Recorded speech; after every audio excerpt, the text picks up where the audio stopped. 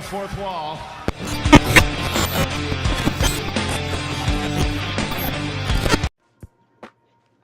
Oh, there he is. Shingo Takagi is ready. Are you all ready for another episode of the Dirt Sheet Radio Flagship Podcast?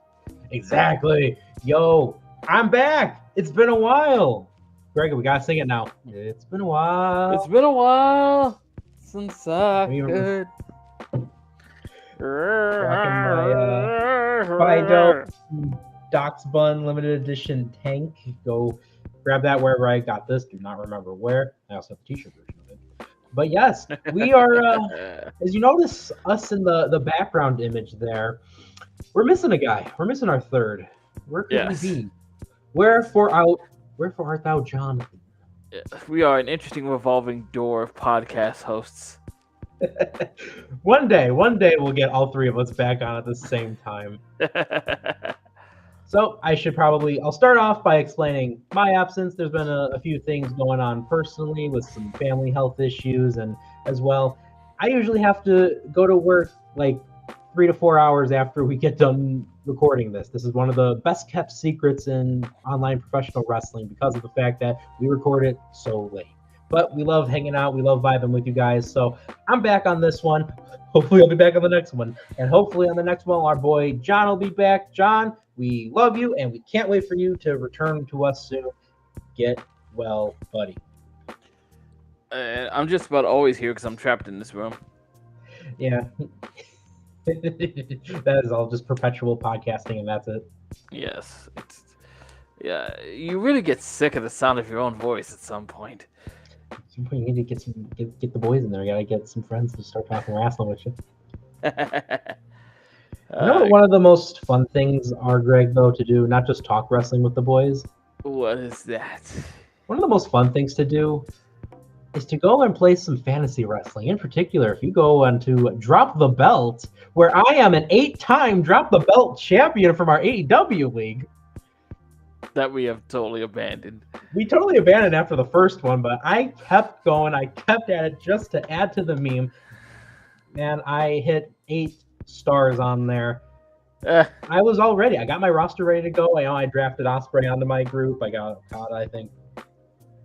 But what's sad is I think about restarting it sometimes, but I never remember when the next season is, and then it just completely fades away from my memory.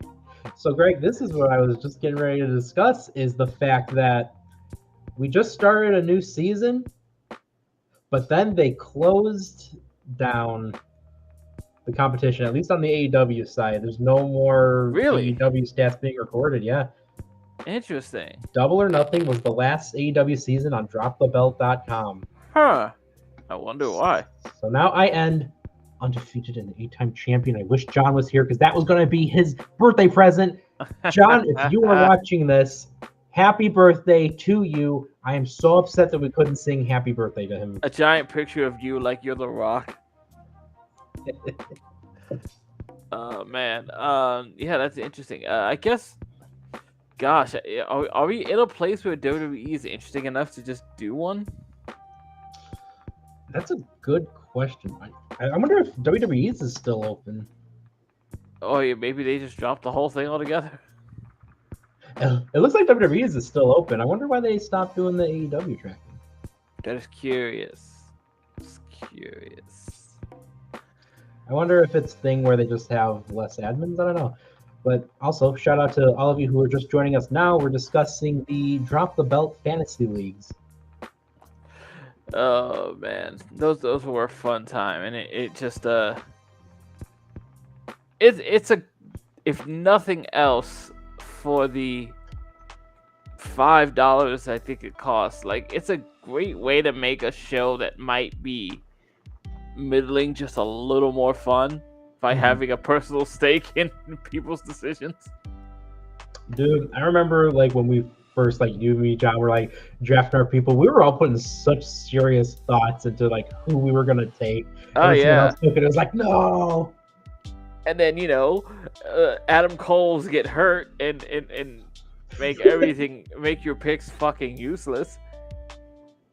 No, that was it. I remember one of us, I don't remember who it was, but at like the very start, like half their people either got hurt or just weren't being featured for whatever reason, despite consistent features.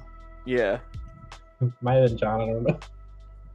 I think I had drafted Britt Baker pretty much right before they stopped using her. Yeah. Which, like, that was such a safe pick too. Right? She was like the main. She was like the how do you say, the flagship of the freaking division, and then suddenly she wasn't on TV. Yeah, because I remember too when you picked her, like both John and I were just like, oh man, that was like one of the best ones to grab. And she was like one of like the early picks too for your roster. Yeah. Yeah, I thought that was a very dependable pick. Like she was almost Britt Baker for those first 2 years was like omnipresent on that show, and then yeah.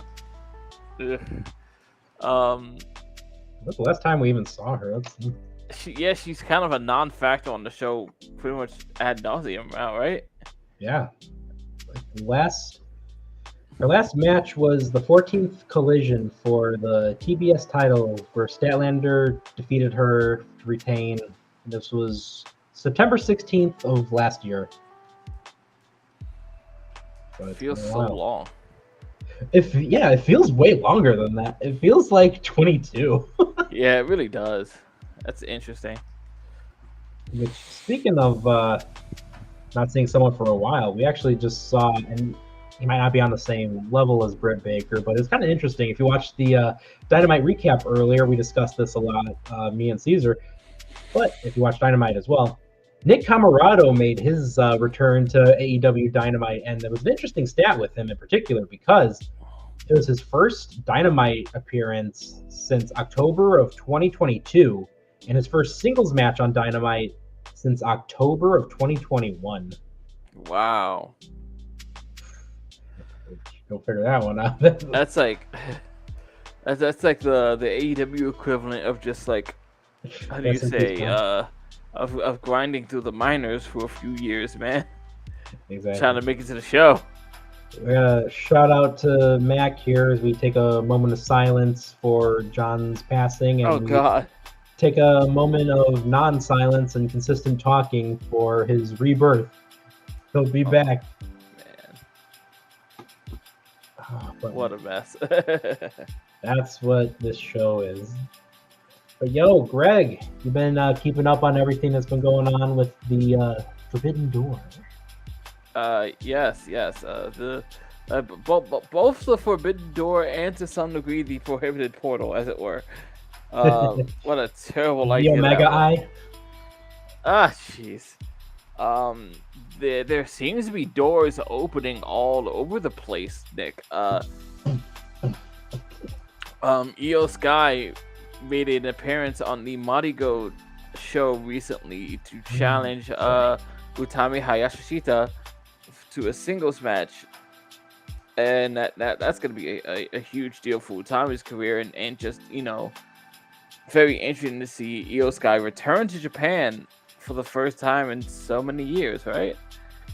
Yeah, that confirms the involvement with Marigold. Yeah, right. Rossi Ogawa has got his hands in some pockets. Also announced that WWE will be making a joint announcement with Pro Wrestling Noah quite soon. I cannot imagine what that will be about. Maybe they're sending another NXT guy to fight their champion. Hey, they might be sending someone, and rumor has it, someone might be being sent our way, Greg. Rumor has it. So hey, for those of you tuning into the stream, we might have a special guest appearing very shortly. But, man, like you said, is it one that comes with a squirrel? Okay. Bro, the Forbidden Doors are opening left, right, front, center. Yes. We also got to discuss, and I'm sure you guys talked about it last week or so, TNA and NXT. Yeah, that was an interesting one. Ooh, he's here. I know Moose has been flapping off at the mouth. Greg, it is time for another Forbidden Door to open, this time live on Dirt Sheet Radio. Oh, well, what are we Ladies doing? and gentlemen, please welcome the Mac Attack is here. Oh, you're killing me, Mac. You're killing me. Stop it. No. Yeah, Why? Sorry, Greg. It hurts. Why, Greg? Because someone's here to challenge you on your asinine opinions? It's 2004 all over again. All right, man. Oh, no, Mac, because thank of you this? so much for sending this. We were up What's going 3 on? games, goddammit. Oh, yeah, go Celtics. It hurts. This is where Greg has to post, though. He can't keep getting away with it. Hey, Are the Nick. Celtics actually up? Yeah, they're up 3-0. Is that what put down Jerry? Oh, no. Oh, Jesus. No. All right, that was the end of the show. Good night, everyone. Come on, it's Pearl Harbor, Jerry West, I'm not and even the 9/11 first one. jokes. I'm not even the first one who made it. I heard somebody say that fucking Jerry West checked out before he saw another Celtics win. I was like, that's fucked up. Oh, my God. Oh, that's bad. So, hey, Nick, I actually saw you. I heard you talking about Nick Camarado.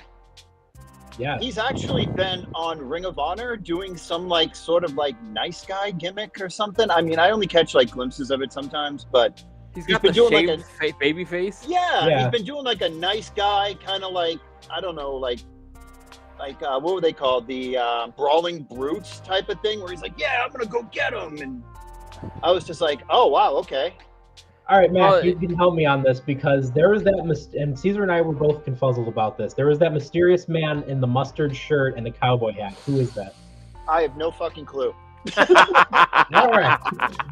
All right. Listen, I have Honor Club, but I only pay for Honor Club because I feel like Ring of Honor gave me so many free entertainment for years because I used to get into the shows because I knew people. So I was yeah, I can throw them $9 a month for all of the free fucking shows that I got into. So. And the library ain't exactly bad.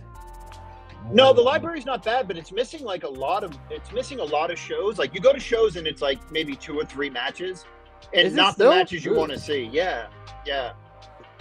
Yo, Mac, I gotta give you a shout out too. Thank you for making sure you sent that for me to check my messenger, because otherwise I would not have seen it. I have my notifications off apparently. Oh yeah, I was Nick, look. But yeah, so Mac, you joined at the right time. We were just getting ready to start talking about the Forbidden Door. Didn't get the chance to talk about it much with Caesar, but fellas, we got a huge card to go over. We saw at the main event of AEW Dynamite, we had the standoff between Swerve Strickland and another fellow champion, Will, by goodness gracious, Great Balls of Fire, Ospreay. You had Swerve looking fantastic as he does with that title until someone named Will Ospreay decided, hey, I'm going to take that title. And he held both championships, both worlds on his shoulders, despite Swerve saying he couldn't do that. Ospreay didn't Swerve say something you're lucky you're my friend, or I would have put you in the dirt? Exactly. If this was anybody else, I would have put you in the grave for doing that. Wow. For grabbing That's that world title. That was good stuff. I dug that. Guys, this is going to probably be one of, if not the match of the night at Forbidden Door. Who do you think is going to take it? I got Swerve taking it because he's it's way too early to take the title off of Swerve, and I think that giving Swerve a clean win legitimizes him as champion.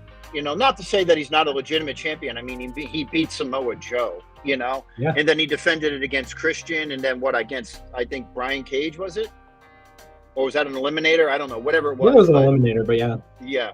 But Will Ospreay's at the point, he hasn't taken a pinfall loss or a submission loss in AEW yet, but having a loss to Swerve Strickland wouldn't hurt Will Ospreay one bit. He's still the international champion.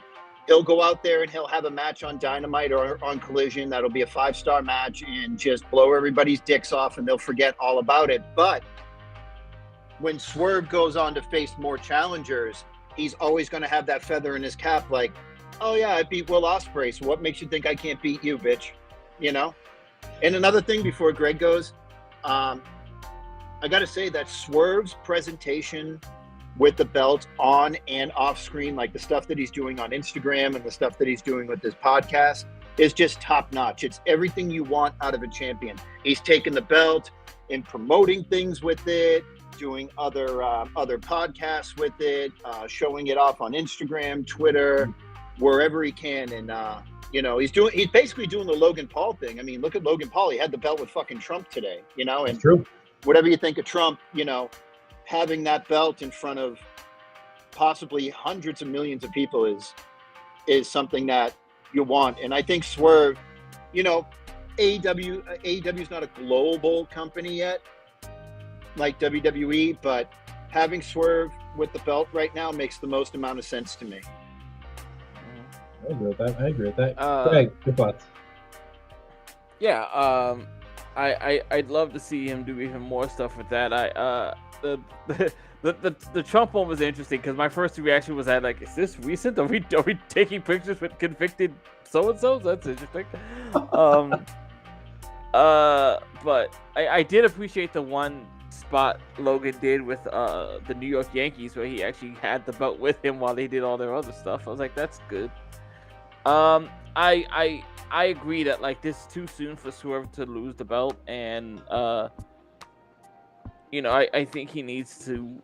I think he just needs to hold that belt for a little while to sort of legitimize the entire reign as a whole, as like this is something we put time into, and it wasn't just we gave it to Swerve, yay black guy. Yeah, I just don't. Other than that, I just don't think that. Oh, sorry, Greg. My bad. Go ahead, dude. Sorry. No, go ahead. I really had nothing else. I think, everybody who knows me, who follows me on Instagram, follows me on Twitter, knows that, I was not a big fan of Will Ospreay back in, 2017 when he was doing the gymnastic shit with Will Ospreay and the Best of the Super Juniors, and everybody was fucking busting a nut to that match, and I was just like, no, I don't like this. Hey, welcome. And then he started to he got the neck injury. He had to give up the IWGP World Heavyweight Championship. And he was like, oh, I can't do this flippy shit anymore. I'm going to put on 30 pounds and I'm going to stop the flippy shit, do more ground based, put the hidden blade into my repertoire. And he became a complete wrestler. And I'm very pro Will Ospreay. I talk to him from time to time on Instagram. Wouldn't say he's a friend, but he's an Instagram acquaintance, Close personal bestie for Mac. And but you know what, honestly, and I hope Will doesn't see this, but I would honestly probably at this point be upset if Will won, because I'm enjoying Swerve Strickland so fucking much right now. I'm just enjoying the way he comes out. Yeah. Just his aura is off the charts. Absolutely, man. And I said this on the Dynamite recap show, Swerve is 100% a guy you can build your whole company around. He is a fantastic presence in the ring. He is great when he wrestles. And on top of that, look at the interview he had with Bully Ray. He was able to hold his own perfectly fine and still come off great. He's well-spoken. There's so many great qualities to this guy. And especially, too, people were talking. A lot of people noticed when him and Prince Nana last week on AEW were just celebrating with the old granny at ringside, the old lady. So he's a great dude. He comes off fantastic in a lot of ways. And he definitely deserves a win over Ospreay at Forbidden Door. So I'll agree on that front. And another thing about Will too is about Swerve is that I love Swerve because he went from heel to face without changing anything. He just started bad mouthing bad guys. He didn't change the way that he walked. He didn't change the way that he talked. Kind of like with Stone Cold Steve Austin. Stone Cold was going around beating the shit out of people, out of baby faces, and Vince McMahon was like, you got to stop this. And then he beat the shit out of Vince McMahon, who was very unlikable, and just by proxy became a baby face. Now I'm waiting for the eventual unhinged, psychopathic, straight out of One Flew Over the Cuckoo's Nest, Adam Page, to come back and just absolutely kick Swerve's dick in eventually and become this uber heel. And why are you cheering him? He fucking said the prayer of the Lord over my baby, or whatever he did during that promo, So there's a lot of great things to look forward to with Swerve, but I kind of think he needs the belt right now more than Will. Will doesn't need the belt. He's already over. No, for sure. And hey, consider the following. we got blood and guts coming up, and Swerve is going to need to have several partners on his side. It seems he took a side against the Elite, who wanted to recruit him as their fifth man. So the Elite's got that spot open. Who better to fight up against Swerve than unhinged Hangman? Yeah. But then you also got to think that they suspended him as well. The Elite, so there's got to be a reason why he came back and joined them other than Swerve, because maybe his hate of Swerve supersedes the suspension that he got. Who knows? Remember too, the way they did that suspension was, we're so sorry, man. This is just to not look like we're playing favorites. We still love you. Whereas they just completely fired Kenny, and that was that. So that was good. 2 points I wanted to make there. One, I want to point out at least, one thing about Swerve that stands out for me is like the wrestling industry very often tries very hard to create what you might call in contemporary hip urban character to connect to those sorts of masses, and oftentimes it fails so terribly because it comes off so inauthentic, and you don't have that problem with Swerve, and that's a big part of why I think it works very well. Absolutely, like that's just him. It's natural, and it's connected on a very good level. Also, I think another reason Will doesn't need to win at this point is that the obvious answer is you've got the big pay-per-view in Britain coming up, and the smart money is that Will needs something to chase at All In, not something to hold on to. No, exactly. But do you think, Greg, that they're going to have Will lose at Forbidden Door only for him to win the Owen Hart Cup right off the bat and get that title rematch? Because is he in that tournament? No, he's not right now. But what I'm saying is, you have him drop the title at Forbidden Door, and then a couple of weeks after, you have him lose the shot at the title at Forbidden Door, and then a couple weeks later, you have the Owen Hart tournament start because we're fast approaching Wembley. Like it's only a month and a half away, or almost 2 months away. So they got to get that tournament started immediately. So I think it would be kind of like Will Ospreay overkill if he had a fantastic match, lost, and won the Owen Hart Cup, and then the turnaround was a month and a half later, he had another title shot. I kind of feel like there needs to be a little bit of space in between that, It's possible. I don't actually foresee him having the big title shot at All In. I think Will Ospreay is at a point where he could be a massive draw at All In without needing the title shot. Yeah. I could see them going another route and having Mariah May win the women's so that she gets the world title shot against Toni Storm. So you have me and John have been saying for a while now that Mariah May is their backup for Hater not making it. Oh yeah, definitely 1,000%. Yeah, and it doesn't look like she's going to make it either. So Yeah. Yes, and it's all confirmed too that it's going to be Swerve or Ospreay defending the title at All In against whoever wins that Owen Hart Cup. And the Owen Hart Cup, we had a couple of announcements as to who's going to be in it. Of course, on the men's side, you got Bryan Danielson, Shingo Takagi, and Pac. So it's going to be a lot of real great matches from the men's side. Women's side too, throw out Chris Statlander, Willow, and Mariah May. So either way, it's going to be great. All In's got two fantastic matches because you're also going to have Toni Storm taking on the winner of the women's side of the tournament. Yeah. No more Mina Shirakawa. Exactly. So, hey, let's go into that one. That's the next match at Forbidden Door. Yes, Greg. Listen, Stardom needs to lock that woman down. She is already 1 foot out that door. Yeah. Oh, man. Speaking of hey, Greg, she's already on Instagram wearing Red Sox hats, so fuck you. Oh, that's gross. I can't believe the actress got kicked out of this podcast.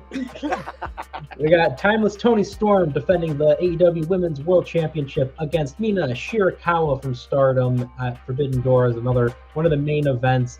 Both women will be backed up by Mariah May. Mariah May wanting to make sure to Tony Khan on Twitter that she was added into the background of both ladies in that graphic.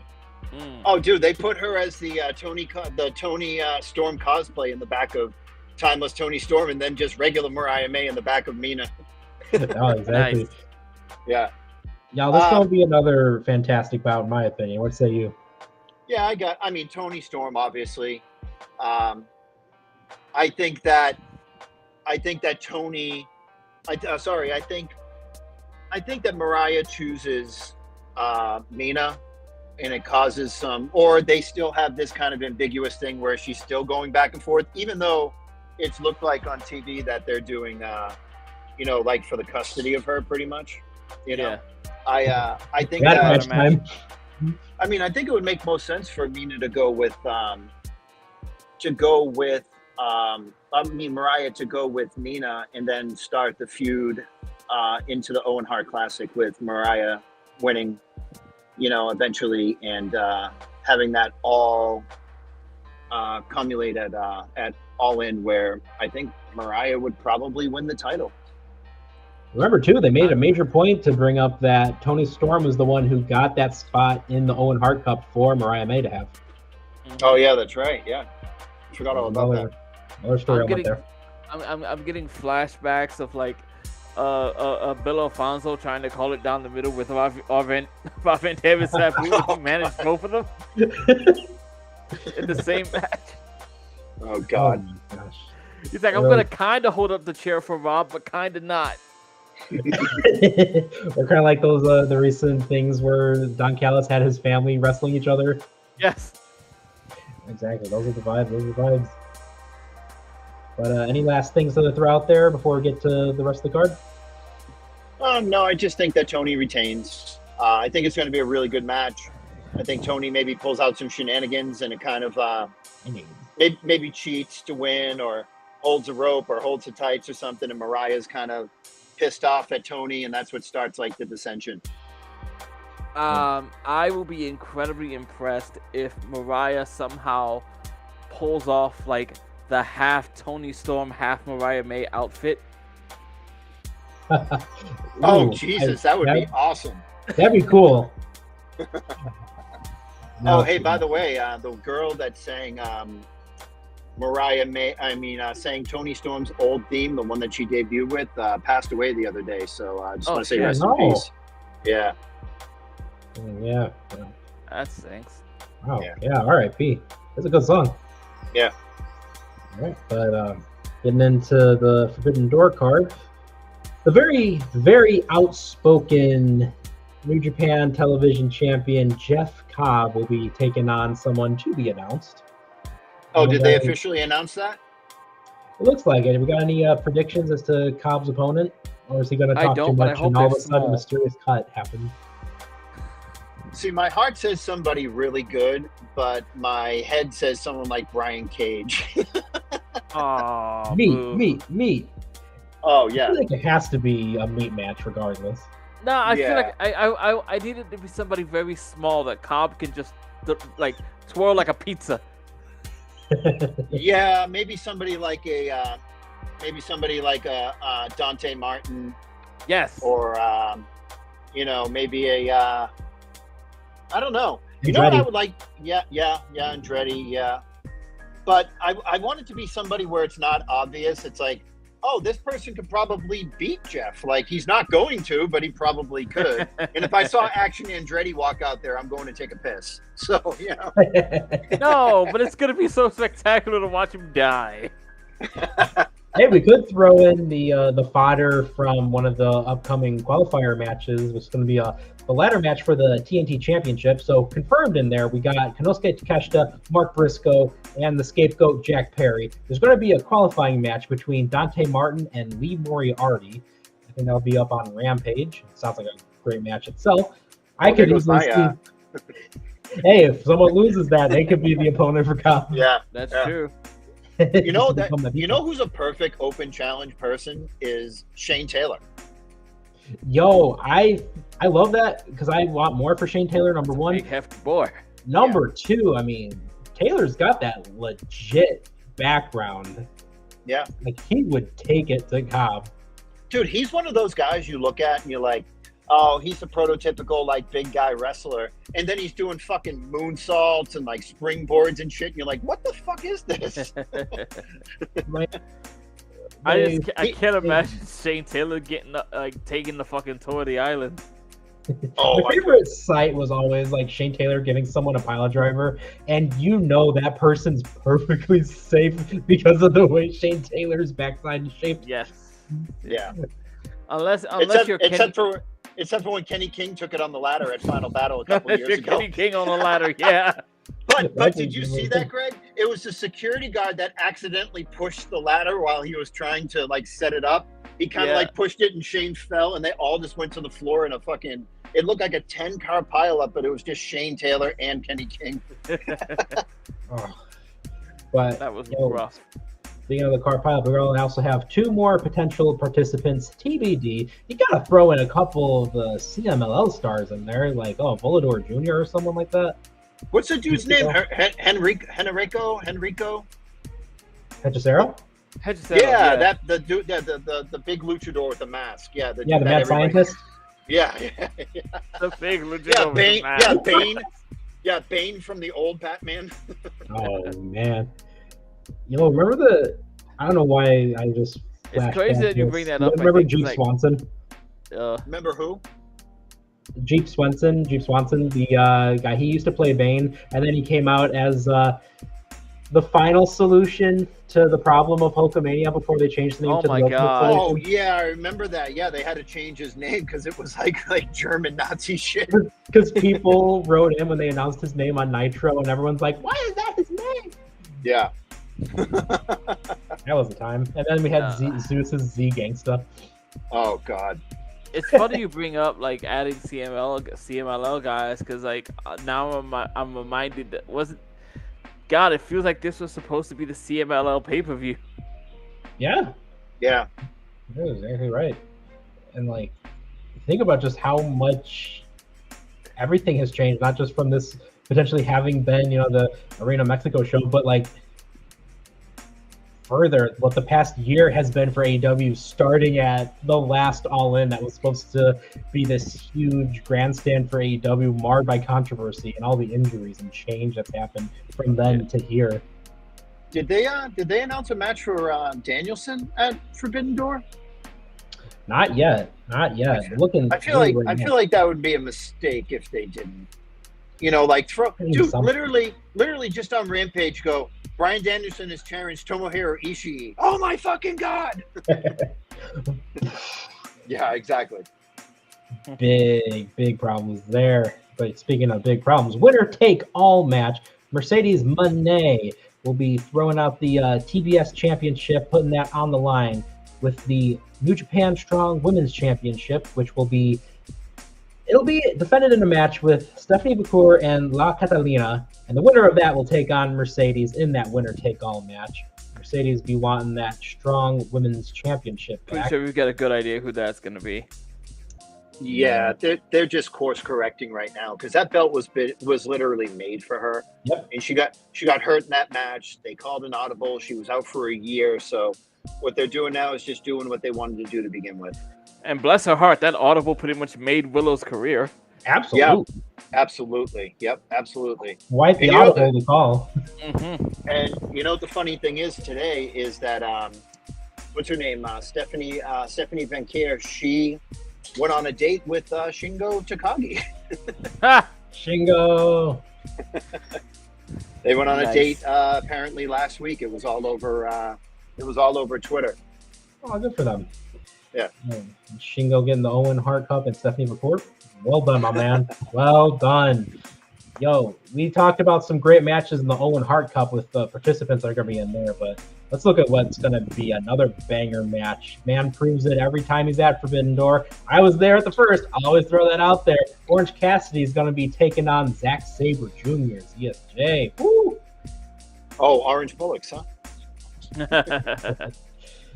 Man, I dig everything Orange Cassidy. I'm glad he's got the good Fight Club theme song back again. Where's my mind?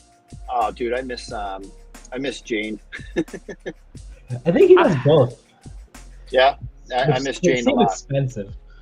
Yeah, Yeah, last I probably. saw, like, it felt like Where's My Mind was like the one night thing for the best friends gimmick, and I think he went right back to Jane. Last couple weeks on Dynamite, he's been coming out to Where's My Mind, at least for when it comes to Again, like big, okay. I So think it's like Yeah. his big match song at least, and Jane's that's Oh, kind of curious. like his other thing. Because I remember too, he went back to Jane on the Dynamite following that for when he just walked out to do a thing, and then when he was in the Gauntlet match that Osprey won, he came out to Where's My Mind, and I was like, what? Maybe the sound people just can't remember. Yeah, and it's costing Tony a lot of money. Right. I could sign several free agent tag teams. I could sign Grizzly Young Vets and Motor City Machine Guns with this money. Oh, But yeah. nope. By the way, where the hell are the machine guns? Oh no. That's a good question. Remember, a lot of people said they were AEW Bob. That's what they said They about even the Von finished up in Erichs. TNA? That's what they said about Grizzly Young Vets. Yeah.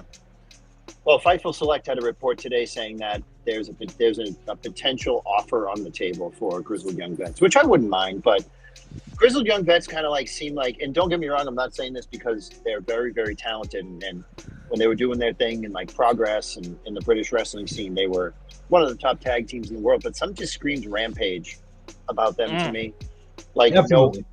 no entrance already in the ring versus the Dark Order, random NBA or NHL like interrupted Rampage on at 6:30 p.m. You know, like Ouch. I just don't want that for the Grizz. I just don't want that for them. I would rather them, and there isn't much British wrestling scene anymore, but I would rather see them go back to like ICW or maybe Progress or something. You know, just until like AEW's roster's a little fleshed out and they cut some of the dead weight. You know. Yeah, like Mac, the way you said that too, I didn't really think about it, but I'm like when I picture some of like the free agent tag teams, like Grizzly Young Vets, I don't picture an entrance for them, whereas like Motor City Machine Guns and Von Erichs, I do. Oh yeah. Well, I mean, they're always going to make a big thing about the Von Erichs in Texas.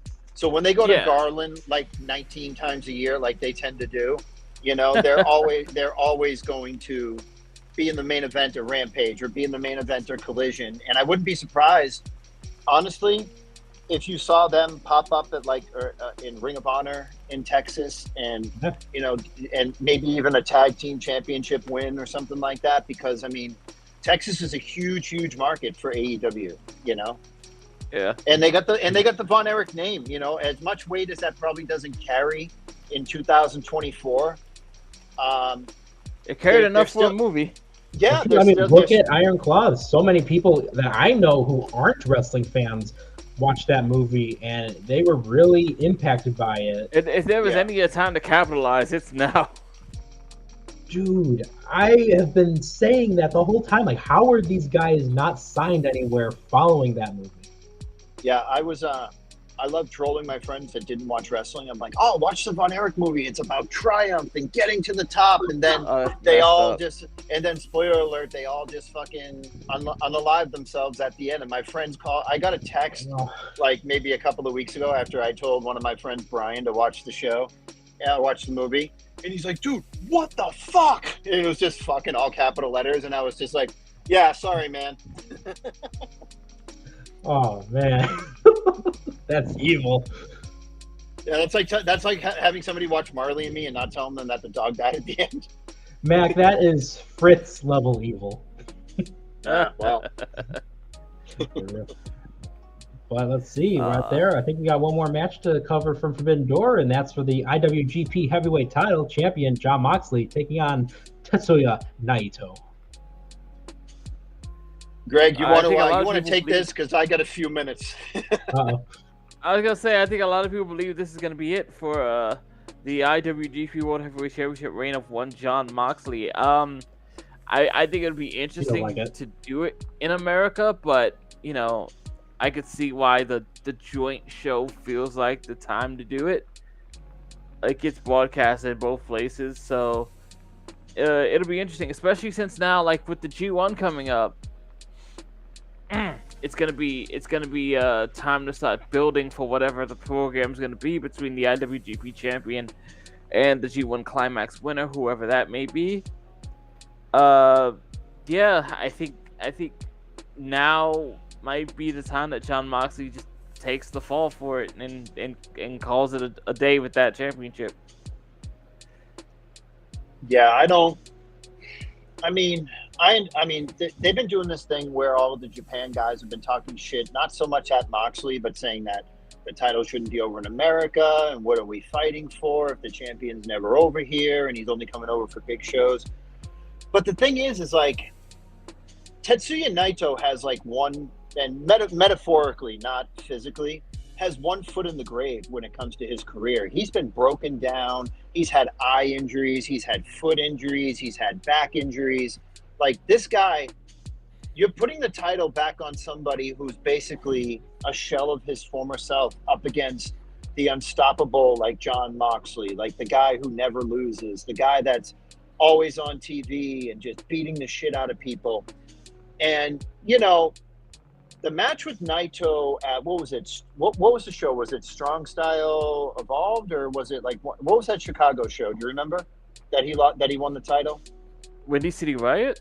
Windy City Riot. Sorry, I haven't watched a New Japan American show in a while. I get it. But yeah, they tend to name them after the area. That helps. Yeah. Yeah, I'm thinking like Chicago show that it's got to be Windy City, right? That's all we got. Yeah. But that match wasn't particularly all that good. Now, if you were talking about Naito up against Kenny Omega in 2017, Naito against Moxley at that show, like, you got a 6-star banger on your hands. But this Naito, I'm not feeling it. They missed the boat.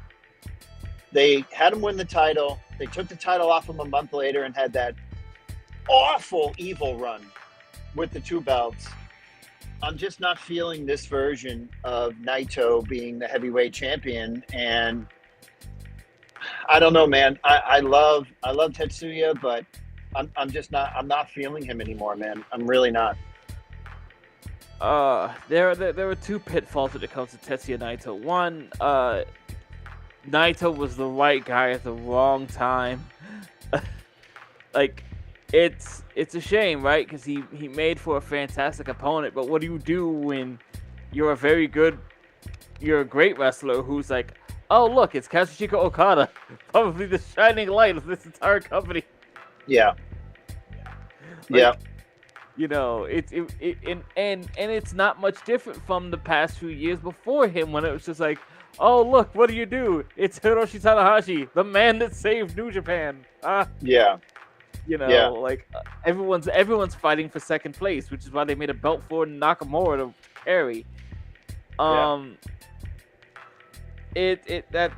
That's a tough situation for him. And the second part is, you're absolutely right, because to talk about one foot in the grave, like Naito's already openly spoken about retirement. Yeah. You know, he's got the eye injury. Both his knees are close to shot. Yeah. Pain is a close friend. And you know what? And you know the thing about Naito is too, like, you saw, like, Naito's path to the title was almost like Cody Rhodes-esque. You know, like, he started off as the Golden Star, just coming out and being smiley and happy, and then he had his IWGP Heavyweight Championship match with Okada, moved to the semi-main event because the crowd just rejected him. Yes. So then he goes to Mexico, and he joins up with Los Ingobernables there with Rush, and he comes back, and he's this like ultra fucking cool character, and he's going up against Okada, and he's losing, going up against Okada, and he's losing. Then finally he wins the championship. He has his moment in the sun, and then Kenta comes out and ruins everything. It's kind of like if Tama Tonga got in the ring after Cody won while he was celebrating and just beat him down. Just beat the living dog shit out of him, you know? And then 2 months later... That hurts me because I love Kenta, but I also realized Kenta was shot by that point. Yeah. And then you have Evil win the New Japan Cup. He's like, yeah, my boy won, let's celebrate. And then he's like, nah, dog, Bullet Club, and fucking beats him down. And then takes his title, and it just feels like Naito never fully got like his moment, even though he did eventually at the Tokyo Dome and did the roll call. It's like, nah, dog, it was too late. No one What are gives you a talking fuck about? anymore. He got his moment. He got obliterated by Kevin Nash in TNA. Jesus Christ. Yeah, but you know, you're like, it's like, yeah, he's like, Hiromu, and the crowd's going crazy. But I'm like, dog, you dragged it out too long. Like this should have been 3 years ago, you know. And then you still have him in the G1 when he's like, yeah, my knees are shot. I don't want to do the G1. Or not saying that, but like, yeah, I just kind of like want to take it easy. And they're like, nah, dog, you're in the G1. Get ready for fucking 30 days of shit. You know? But now to have him. And guess what? We bumped the matches back up to 30 minutes. Have fun. Oh, Get yeah. ready. And now to have him beat an unstoppable Jon Moxley, it's just kind of like, oh, really? Okay. It's not going to be like this big, like, yeah, he did it moment. It's just going to be like, all right, well, this is what we expected. All right, you're going to lose to the G1 winner at the Tokyo Dome. Good luck. Yeah. Right. Yo, fellas. Well, you know, we've been talking about Greg. What's up? No, I was gonna ask. I want to partly ask Mac and sort of discuss, like, you know, the big deal right now is that we've got these crops of young guys coming around, and the G1 is an important time. You've got to hope that New Japan Pro Wrestling makes a bold move here, right? Like, you've got Shota Umino, very popular, connected to one Jon Moxley. I thought Shota should have been the one to take the belt off him, but that's what I think. Absolutely. Who gives shit what I think? Yeah, like the only potential rectification for that would be the pain of having to extend this Moxley run and do Shota and fucking John at the Dome, which, like, yeah, I honestly see Yota Tsuji winning the G1 and facing Naito at Wrestle Kingdom. And it's funny because who I warmly refer to as Roman Norinsu. Yeah. The head of the tatami. The tribal shogun. I see Yota honestly winning this thing and then go. But it's funny because he's the first one out of all of the Three Musketeers that they all fucking shot down almost immediately. They were right to shut that shit down. Yeah. He's the first one to win a title. He won the never open weight 6-man tag titles last weekend. He's the first one to win a title out of all of them. But no, Greg, I think I'm with you, and I don't think a lot of people agree with us. But to close that door on the almost 5-year story of Shota Umino and Jon Moxley would have had to him win that time. That match went 40. What did it go? 40 minutes, probably, or something like that. Yeah, and like, dude, just pull the fucking trigger. Like, you're going to put it back on Naito, who's basically a quadriplegic. Just put it on Shota. Yeah. And even if you have Shota drop it back to like Naito again, like later on, like fucking just do it, dude. Who gives a shit? It requires anyone that has a brain in New Japan during these dark times in their history to do the right thing. Yeah, it's like New Japan's being booked by Gabe Sapolsky in 2005. Oh, Jesus Christ. Oh, man. But hey, we were talking about it a little bit, so let's go over it. G1 Climax 34. There's some changes brewing, boys. No more 4-block format. We're going back after a couple fucking years. God, that was torture. Oh, my God. That 2 blocks, 20 entries. Like Greg mentioned earlier, time limit, though, is going up. 30-minute matches. Boys. We're going to have some bangers, of course. Oh, yeah. Yes. They also discussed a new sort of finals format in which, like, the top 3 point scorers of each block, the top point scorer will ascend to the semifinals. Meanwhile, second and third will compete to get into that semifinal spot. And on the final night, there will be a semifinal and a final. It's a little complicated. Yeah, a little bit. 2 quarterfinal matches going on in there to the semis. Did they announce anybody, Nick? I didn't see it on this list. Greg, do you know anyone off the top of your head?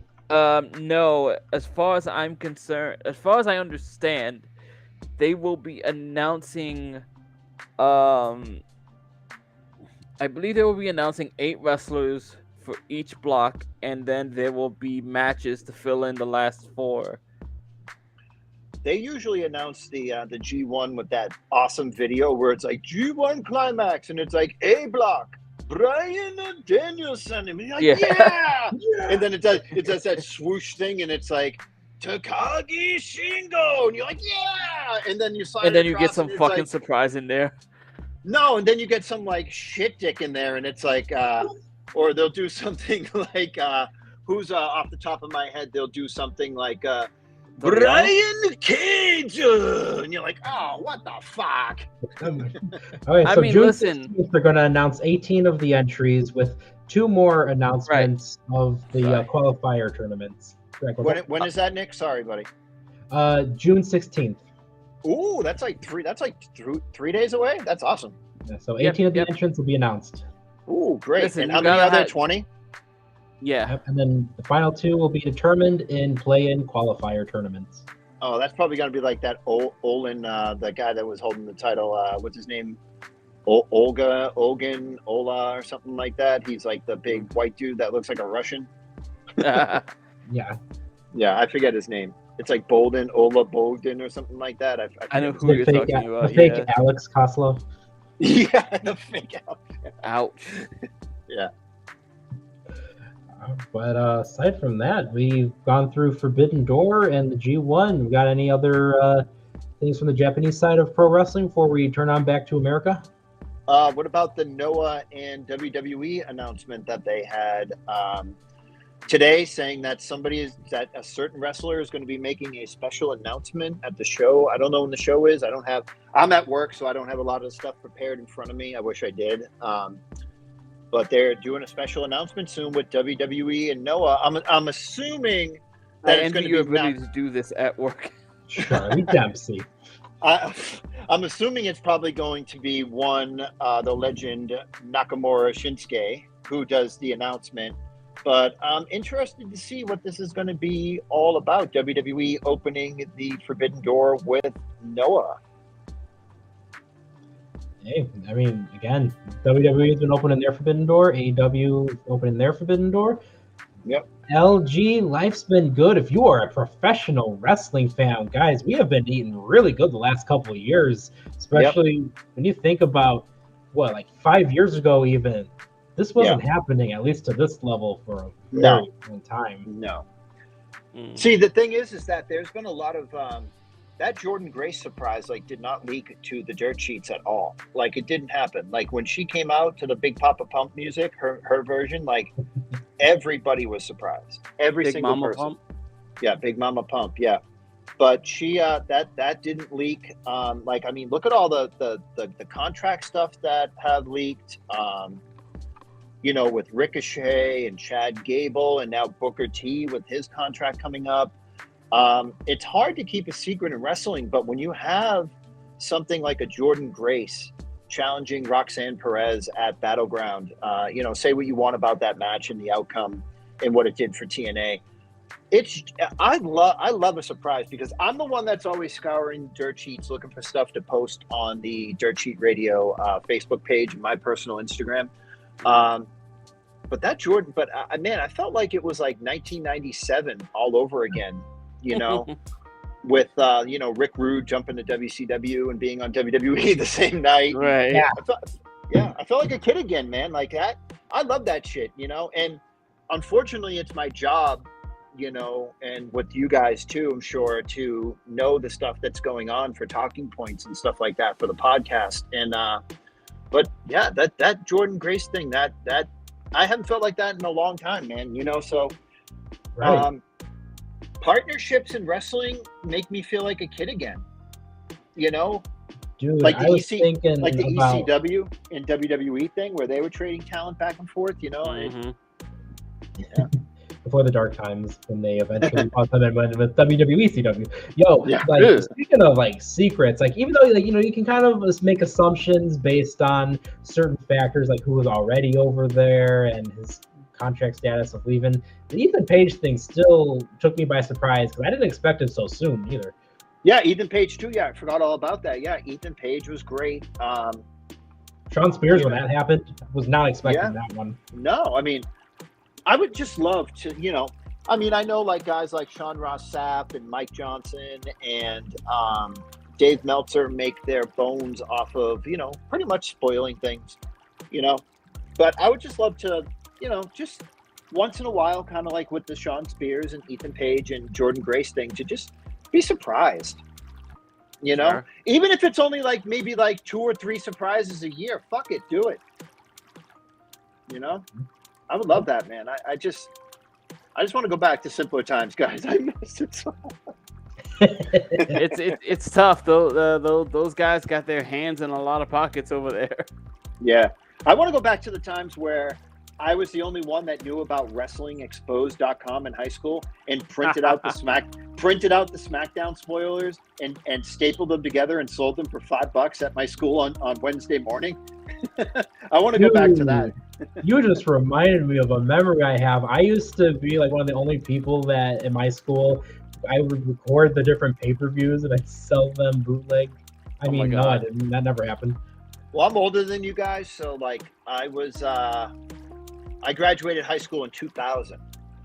So like back in like 1996, 97 were my high school days. So those were like the height of the Attitude Era. Like I remember getting the reports that Draws got dropped on his head, Oh, no. and them going to dark on that SmackDown episode, and then they had to retape a match in the middle of that. And I remember printing that out and being like, I got to give that, I would go in my backpack, I'd take out a stack of papers like this big, and I'd be like, all right, Draws almost died. Who wants to read about it? Like that's how morbid it was back then, Mac was dirt sheeting his own school. Oh, dude, I was papering my school with SmackDown results. You had to watch out though, because some of those fucking websites reported fake spoilers and went into details about what happened in the match. And I remember they almost got me one time with Big Boss Man winning the Intercontinental Championship, and I was like, no, that doesn't sound right. Give Ray Trailer his due? No way. They would never. No, I think about too, like there was like a forum post that was going viral fairly recently because of how outrageous it was at the time. But a lot of people thought that it did like a house show April Fool's thing where it talked about like Dean Malenko doing a time limit draw with Bill Goldberg in '97. Oh my god. Jesus. Oh god. Dude, I remember where I was when William Regal went into that match with Bill Goldberg and was like, "No, I'm going to make you earn this, son." February '98. Yep, I was a junior in high school. Yeah. I remember as someone who was vaguely aware of ECW to the degree that like it was difficult to stay up late at night to actually get to see it because it's like 1 a.m. on MSG. But I Telemundo for me. Right, Jesus. And like, but I'd been able to see it enough times to have some familiarity with people. So when Taz showed up at like Royal Rumble, I'm just like, how did people know it was going to be him? Well, it's funny. I'm listening to the Deadlock podcast, and shout out to the Deadlock boys. They're fucking awesome. They're doing a podcast on the August 9th, 1999 debut of Jericho, and like there were people in the crowd in '99 that with knew signs. that Jericho. It said like Raw is Jericho. People knew because they were like, holy shit, dude! When that Jericho flipped, what's my name, bitch, bitch, bitch? When that thing flipped and it said Jericho, that fucking crowd went. Oh my god! Bananas. Top 10 debut pops. And if you listen, I know that it's hard to hear, but if you go back and you turn your headphones up on that Jericho thing, when it's going doon, doon, doon, doon, doon, and the flights are all going, you're hearing Jericho. Yeah. I'm like, That's great. Shit. Yeah.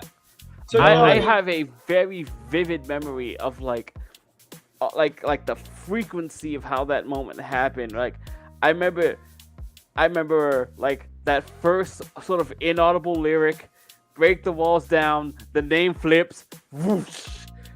Yeah. And what's funny is that I was reading the Wrestling Observer back then. I was actually getting it delivered to my fucking house, right? Wow. This big stacked thing up to my house. And actually, you know what I got, guys? I have a book like this big, and it's all the Wrestling Observers from 1997. It's literally like this big. It's crazy. It's like it's got a cover on it and everything. Yeah, it goes over the Montreal screw job. But which is this reminds me of a great resource. Really, don't want to interrupt you real quick there, but go ahead, dude. On Reddit, if you go to the Squared Circle Reddit, someone had a whole complete Wrestling Observer rewind from 1991 to 2001. There's a lot of great stuff on there, so y'all go check that out. You two and everyone listening to this, complete Wrestling Observer rewind on the Squared Circle Reddit by DePrice82. So one more thing before we move on.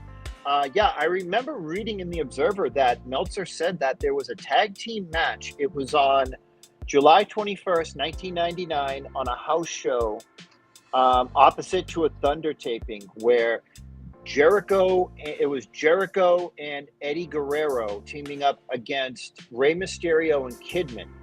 That sounds like and Jericho said on the mic if he got pinned in that match, he was leaving WCW and never returning. And of course, he got the Hurricanrana turned into the into the pin. No, Mysterio came off the top rope and did the Hurricanrana into the pin. And West Coast Jericho. Pop. Jericho got pinned, and Meltzer was like, and that's the last you're ever going to see a Jericho in WCW because he just signed a 5-year deal with WWF. I was like, oh shit, yeah. Oh, they just gave away the house, huh? Yeah, Meltzer and his fucking spoilers, you piece of shit. Nice. Oh, I wanted to say lastly, like, maybe I don't know how much this is for most people, but specifically for me, when it would pertain to Jericho and that debut, talk about having just banging theme music to make you just a little bit more of a star than you were a day or two ago. Oh yeah, dude.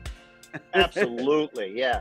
Dude, WWE, Jim Johnson, like prime Jim Johnson, like 99 to like 2003, he just knew how to we knew what we had. No, dude, we didn't. No. The Pavlovian effect that he knew how to manage. Oh, dude. Unmatched. Do you know how many themes The Rock went through before he finally found the one that stuck? You know?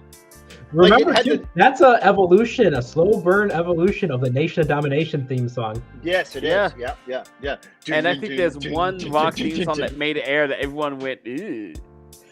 Yeah. Oh, dude, he came out to a theme on Raw as the champion, and it was fucking disgusting, dude. It was just like dun dun dun dun dun dun. I was like, "What is this, brother? What is this?" Ew. Let me tell you something. I don't think Stone Cold was going to be over no matter what, because he was a beer drinking redneck that was bald and had bad knees and didn't give a shit, and he spoke to the everyman.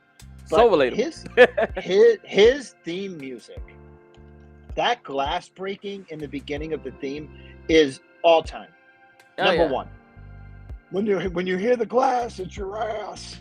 You know, like, dude, that glass I liked when the glass breaking had the actual physical thing in the entrance. Oh yeah, like he did it at SummerSlam when only half of, or Survivor Series when half of it broke and he had to kick out the other side. That was even funnier. Yeah, but no, dude, like the Undertaker's theme, Stone Cold's theme, the My Time Triple H theme, when he was obviously not ready to be WWF champion, but coming out to that, like, dude, Jim Johnson made wrestlers. I don't give a shit. I'm going to say it right here. Jim Johnson just put wrestlers over the fucking top, dude. He's the GOAT. He's the GOAT. Like, how do you get away with remixing the theme from Psycho? Oh, I know, for Psycho Sid. Oh, I know, dude. Yeah. Man, he did it all. I just got all blurry for a second, but you know what? We'll fix that in post. Oh, jeez. That's okay. That camera needs to fix up. Anyway.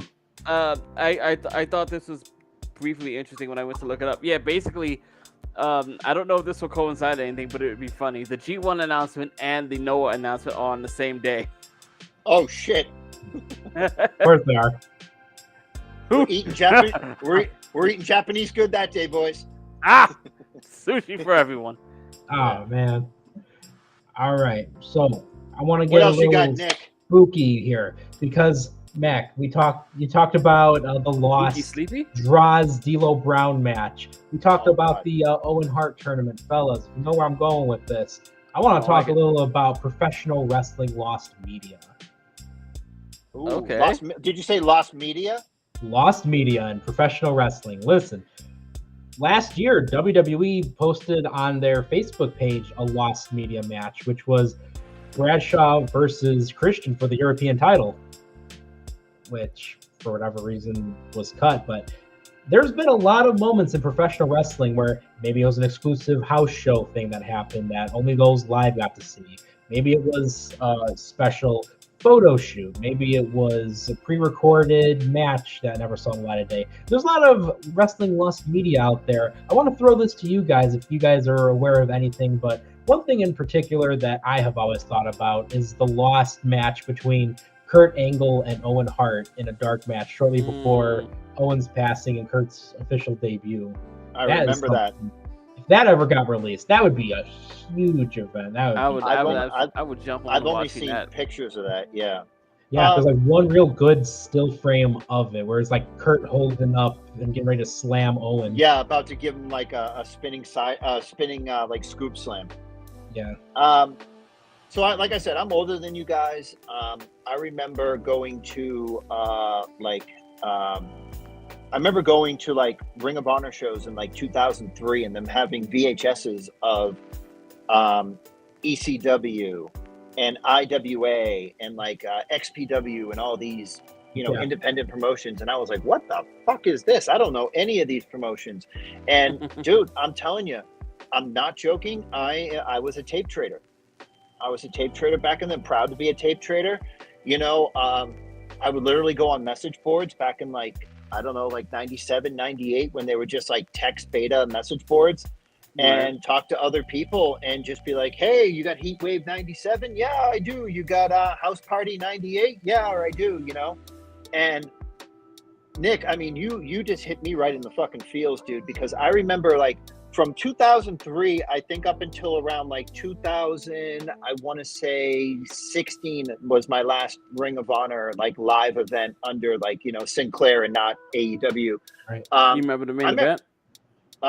Final Battle 2016 was Adam Cole versus Kyle O'Reilly, Fight Without Honor for the Ring of Honor World Championship, where Kyle won it knowing he was going to WWE and then lost it at Wrestle Kingdom like a month later. I was going to say lost it like 4 days later. Yeah. But no, Nick, I remember going to the Ring of Honor tables in like 2009 here in Boston at Boston University, like maybe a mile and a half down the road from where I am right now. And learning about these house shows that weren't broadcast for Ring of Honor, and had some bangers, dude. I'm talking about like Bryan Danielson versus Alex Shelley, Jimmy Jacobs versus Chris Sabin, AJ Styles versus like Matt Shane from like 2003 in an unsanctioned match. Like, I had all these DVDs, and I mean, dude, I would just go through them and just watch all these matches and just be blown away. It's what got me into PWG. It's what got me into IWA Mid-South. I remember my buddy of mine made a mixtape, and it was just all these independent matches, and one of them was a 90-minute Iron Man match between Chris Hero and CM Punk from IWA. Yeah, IWA Mid-South, where they were shutting down the building and demolishing it a couple of days later, and they were just like, hey, go fucking wild, guys. And they're putting each other through like load-bearing beams and, Yeah. And that's what got me into CM Punk was like 2004. I'm watching matches from him in like IWA Mid-South in 2002. And dude, people don't know nowadays, like they don't know the importance of, they look back and go, oh, you're a dinosaur VHS. And it's like, no, motherfucker, if I didn't have a VHS tape, I literally would not be a fan of professional wrestling now. I wouldn't be. I wouldn't be sitting here with you guys. I wouldn't give a shit about wrestling. But going back and watching the Stairway to Heaven match with Sabu and Sandman for that barbed wire, and Sandman being on acid and thinking that Sabu was a lizard the entire match, was what kept me a professional wrestling fan, was VHS tapes. So VHS tapes is the foundation of my wrestling fandom.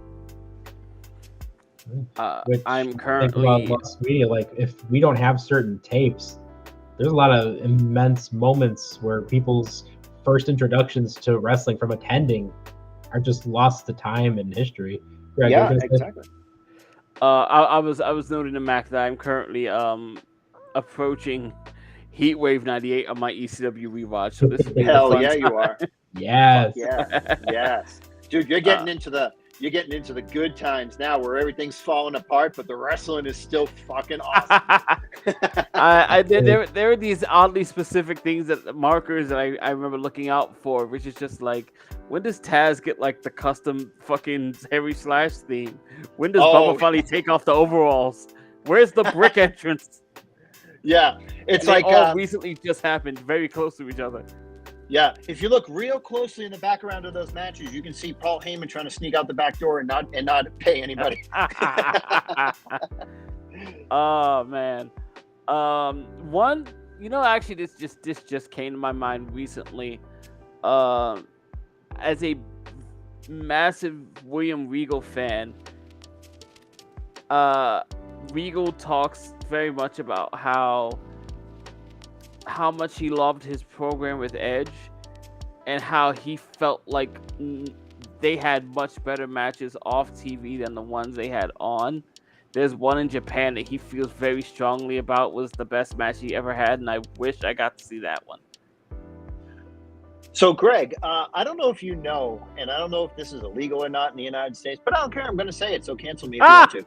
But there is a app, Greg, called, I believe, Billy Bill or something, and it's Chinese YouTube, and they just post just all kinds of copywritten WWE material. They don't give a shit. I post it sometimes in the group chat with me, Nick, and John, and everybody. But dude, they have like full shows up there and everything.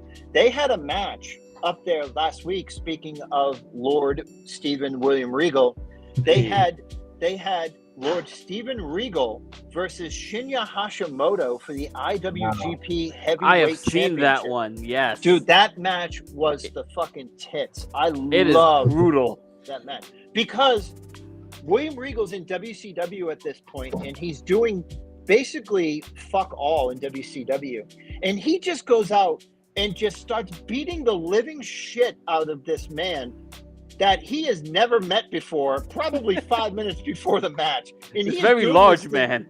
Dude, he is doing things to this very large man, being almost half his size, that you just wouldn't do to a man that size. And it's so great. But also, I hate to promote RF Video because of all the shit that he's done, and being a grifting shithead that Rob Feinstein is. Some of his stuff on there does have a lot of lost. He has a lot of lost matches, a lot of stuff that he converted from his personal collection onto DVDs, and you feel shitty about giving him money. And I've tried to find the stuff elsewhere, and I've actually broken down and got him Best of William Regal DVD on there a couple of years ago, and there's a match he had. Yeah, and he had a match in WCW that was an untelevised match that was a week after that Fit Finlay match that he had, where they went to like a double count out after 20 minutes of just beating the shit out of each other. Uncensored? But I don't remember what match it was. I just remember they beat the shit out of each other and it went to a no contest because like two guys in suits came down and beat the shit out of them. I think it might have been Chris Adams and somebody else. But they had a match at a house show that is taped on a shaky cam where they just beat the shit out of each other for like 7 minutes, and it's just pure bliss. It's awesome. Yeah. So But wrestling always needs more violence. Dude, speaking of which, one of the things I was reading too, sorry to interrupt, Mac, was... No, I'm talking a lot, so go ahead, Nick. No, it was going back to like the topic of like lost media and things that happened. Remember when John Cena did that storyline where he was stabbed in a nightclub? Oh yeah, in Boston. Boston, exactly. Well, remember there was allegedly one of the rumors was that they wanted to give a tryout to another violent individual, a certain man named New Jack. Oh yeah. New Jack getting a theoretical tryout against Val Venus in early 2005. That's a potential Lost Media match. And That sounds incredible. Speaking of incredible, we also have a dark match that happened before a SmackDown in San Jose. Mystico in 2007 did a dark match against Dean Malenko 6 years after Malenko's last match in HWA. I remember that. Yeah, Malenko was like at the end of his career, right? Yeah, Malenko's at the tail end of his career, does a dark match with Mystico like 4 years before Sin Cara happened. That must be an Did interesting watch. There's one. There's a match where Morishima had a dark match on Raw. Yes, And, I've seen pictures of this. Yeah, in like 2007.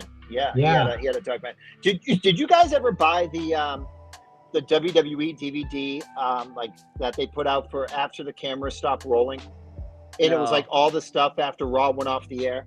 I had one that was like house shows and dark matches. It might have been that same. No, this one was like Raw and SmackDown that after it went off the air, like you know when the thing comes up, like the credits comes up. Yeah. And like Austin's stunning guys, and they go off the air with Austin stunning guys. It's like the stuff you see where Hunter does all his little comedy spots where he stands there dazed for 15 minutes.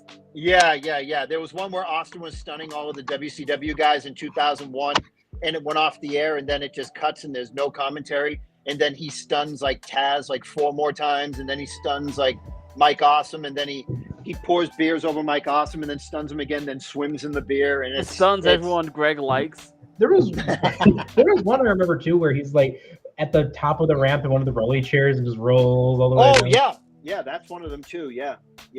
That's a really good DVD if you can find it on like eBay or Amazon. I watched that whole entire thing, and it's just fascinating. It's really good. If you can hear me through my blurriness, let me tell you, there's quite a bit of wrestling lost media involving Mr. Hulk Hogan. Oh God! Ooh. As you can imagine, we have a holy grail of lost media of the Snake Pit segment where Jake the Snake DDTs Hogan and the crowd was cheering for it. Oh yes. It apparently aired in a few markets where it was still audibly cheered. Does Hogan admit to that one? I don't know, but it's known that it aired in a couple markets. And it got changed. Speaking of which, remember too, there's the whole tug of war for the title with Bret Hart and Hulk Hogan, where they're trying to grab it. They did a photo shoot. Oh, the infamous photo shoot that's been lost in time. Yeah. That happened in like Cleveland or something. They did it or whatever. Yeah, for the magazine. And one of the most important pieces of Hogan Lost Media, brother. Hogan wrestling Rikishi on the house show circuits of early 2002. Oh my God. Hogan taking a stink face. Oh Jesus, dude. Is this why he put out the rap? You know, there's also that lost media when Hogan totally botched his lines on SmackDown talking to Mr. McMahon. Do you guys remember that? Yes. Because he cut a promo of that. Yeah, and it was taped, and he said Tuesday by mistake, and he meant to say Thursday, and then he was like, "Oh, I meant Thursday, brother." And when I get you on pay-per-view on, and this week, but it was the next week. Like he just kept stuttering, muttering like a prick. Oh my God! Oh no more neat content. Oh no! It's all right. Does that fix anything? If anybody in the audience has ever seen Only Murders in the Building, that sounds like Hogan just went into the White Room. Oh God. Yeah. Did you guys? By the way, I don't want to. Nick, you're the host of the show, but I wanted to see if you guys watched the Who Killed WCW Vice documentary. I watched the first episode.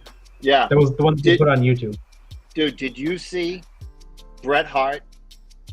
A lot of people are going to get, dude. A lot of people are going to get a lot of fucking use out of that thing, where it's just like imbeciles, idiots. They were all jackasses, idiots. Fucking dude, idiots. Goldberg, he's like, I didn't know the kick was coming. He's like, you're a professional wrestler. Put your foot up. He's like, that was your fault. I'm like, oh shit. Bill's doubling down. Now Bret's really gonna go in. What is it about Bret Hart that just constantly provides amazing audio clips and reaction stuff? Because Bret Hart is awesome, and he's always been awesome, and he's the excellence of execution. But also, the older he gets, the less he cares. Exactly. Oh, Reliving the War, he's got some amazing things that they keep throwing out there. Dude, look, Bret Hart at like 52 was like, I'm going to marry a Nubian queen. I'm going to stop giving a shit.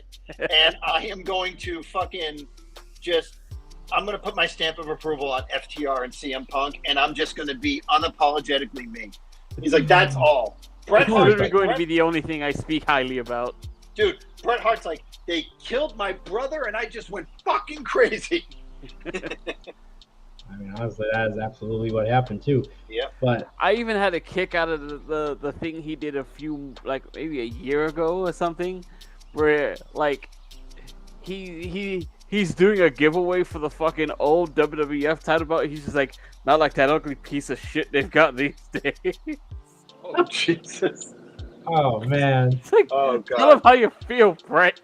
Bret Hart just roasting and killing everyone is exactly what brings us to our next topic, where we saw a live murder and massacre on national television. We saw the death of Ricochet. Braun Breaker smashed that man through the windshield, and we saw real glass break by Mia River. Segment. Tell you, when I saw Ricochet's foot get caught up on his shoulder and he hit that fucking pavement like he fell out of a helicopter, I was like, oh my God, I don't care who you are, that's knocking the fucking wind out of you. That is how you kill a character off TV. Well, there was allegedly there was a report from PW Insider today from Mike Johnson that said that Ricochet's contract technically does not end until July, and that WWE is considering maybe 1 or 2 more appearances by Ricochet before he allegedly leaves the company. That's true. And did you guys see the report where someone asked Tony Khan a question about grabbing Ricochet, and Tony Khan said, "I'm not going to be talking about people who are currently going to be under contract."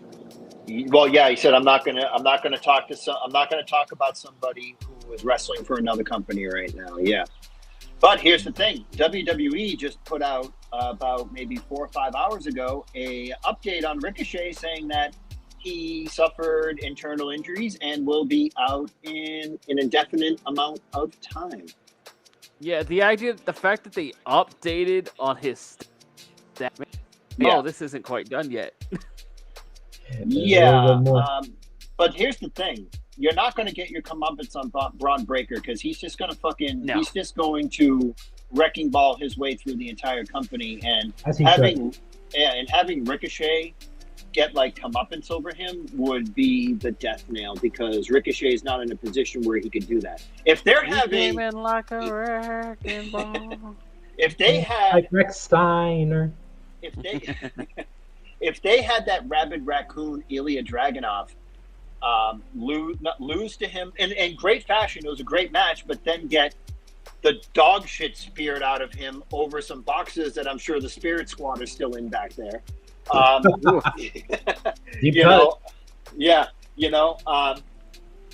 Ricochet's definitely not going over him.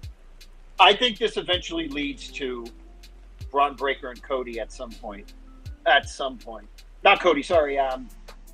Whoever's the Raw champion at the time. It's got to be. You got to put the belt on that guy. You have to. Oh, absolutely. Please change his name to Rex Steiner. That sounds so cool. It's not gonna happen. Dude, it sounds great. What was his his name was what was his name when he first came in? Didn't they say his name was going to be something else? It wasn't Breaker, it wasn't Rex Steiner. I think it might have been it was something. They said, "Oh yeah, the son of Rick Steiner's coming in and this is his name," and then he debuted on TV and people were like, "What the fuck is this?" Yeah. I forget what it was though. I feel like that. Oh, you know what it was going to be? It was going to be Bronson Rex Steiner. Oh. That was going to be his name. They were going to go with a full shoot name. Yep. Wow. They don't really do that too much. No, that's what they were doing. Or they were going to go Bronson Steiner, but they just didn't. Yeah. Interesting.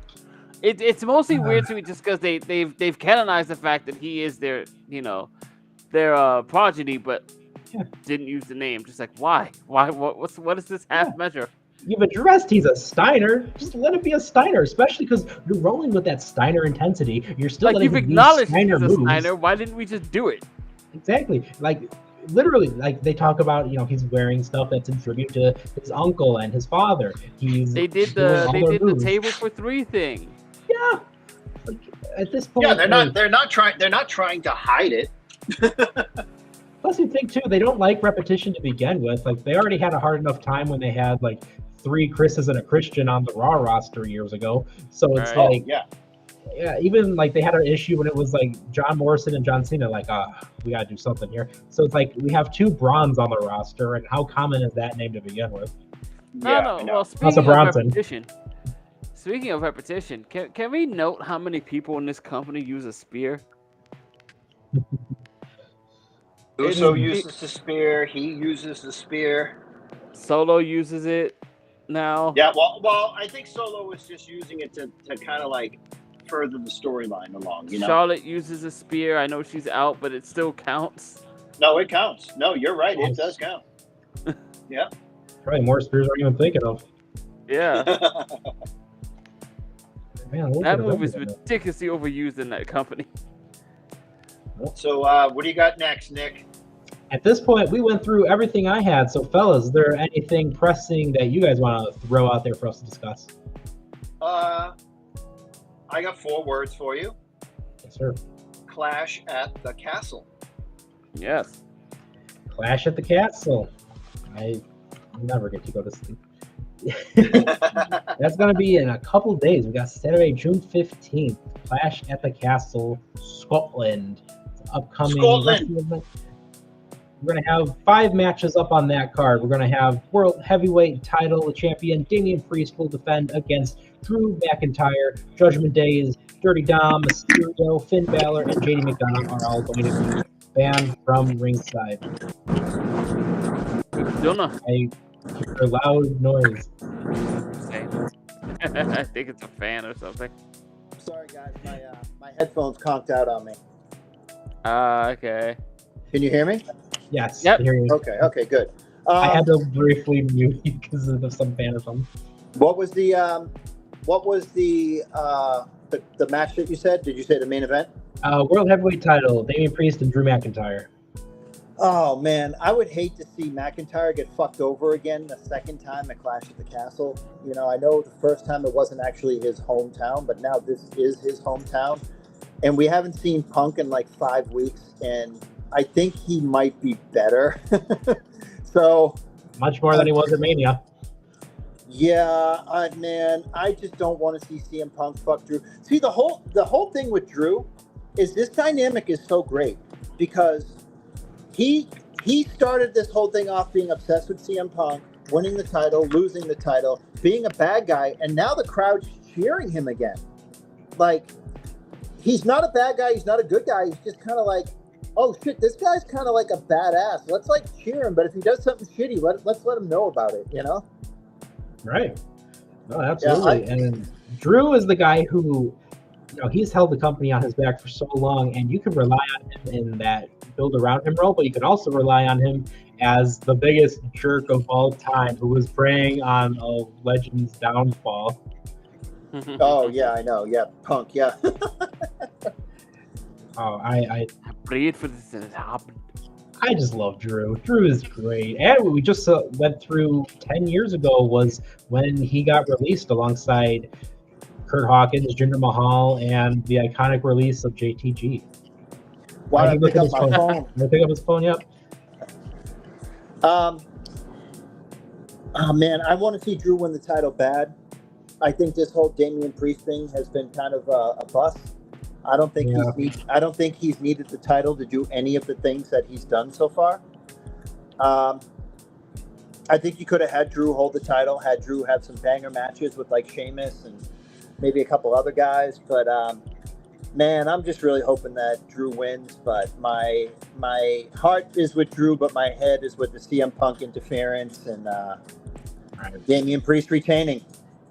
So I would argue that that all works. A lot of that for me goes, you take the Drew McIntyre and Damian Priest thing, and this allows them to close the circle on it. It's sort of easy to forget amongst the Punk kerfuffle that Drew McIntyre was the Bane and Damian Priest side when it came to cashing in that briefcase. Yep. So him cashing it in on Drew McIntyre was the poetic justice that, Damian Priest needed to get. Yep. And so, like, even if you say, well, Damian Priest hasn't done anything particularly special with it, I don't think he was meant to. Yeah. I think he was meant to be a part of that program and be a part of closing the circle between him and Drew McIntyre. I think Drew McIntyre, this was my timeline, and it was very flexible, but it was the first thing I came up with.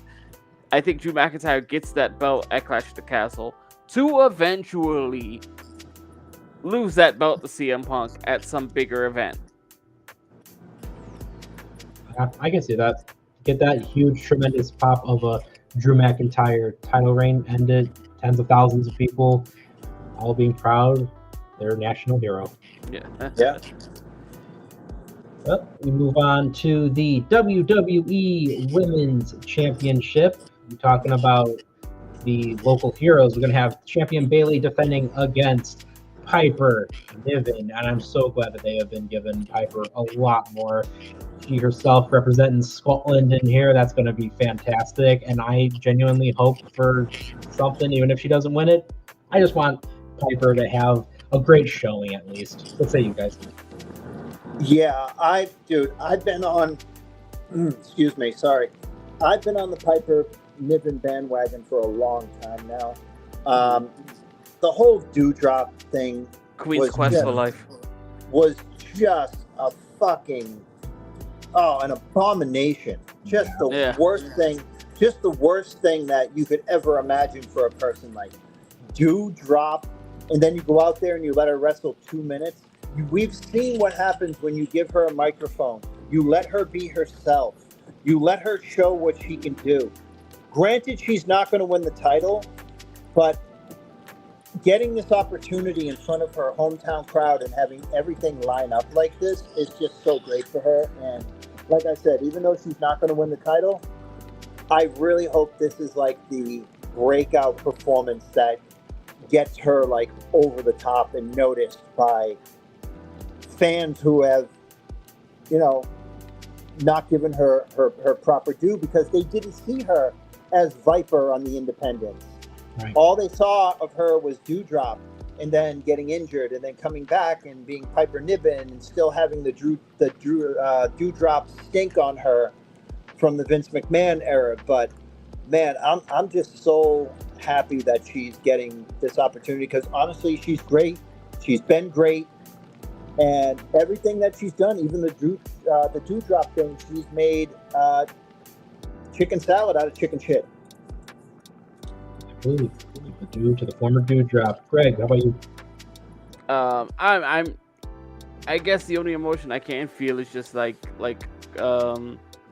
appreciation just for like what Piper Niven has done. I've been a fan for some time. I've been a fan since I sort of discovered the Stardom run. With Queen's Quest and all that. I do like that sometimes when you watch Piper Niven come out, you can kind of see the old Queen's Quest motion that she still reps from time to time.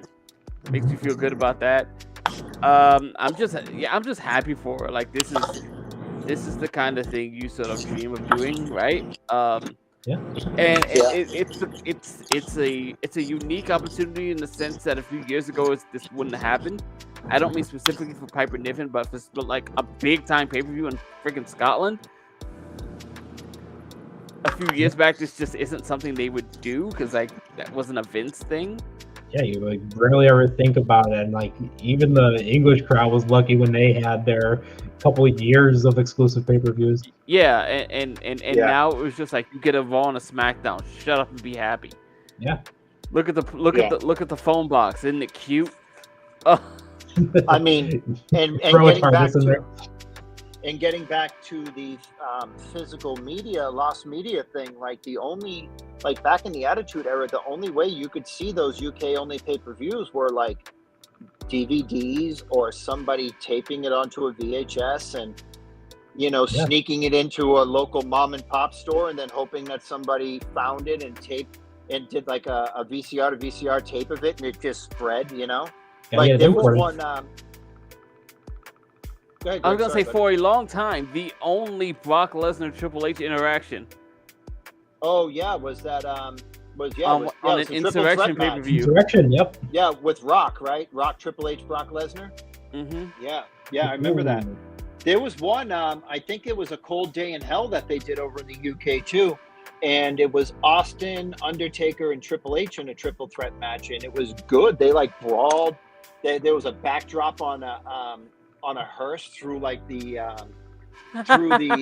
windshield. Like it was a great match, and you knew that Austin wasn't going to lose the title on a UK pay-per-view. But man, was that fucking match!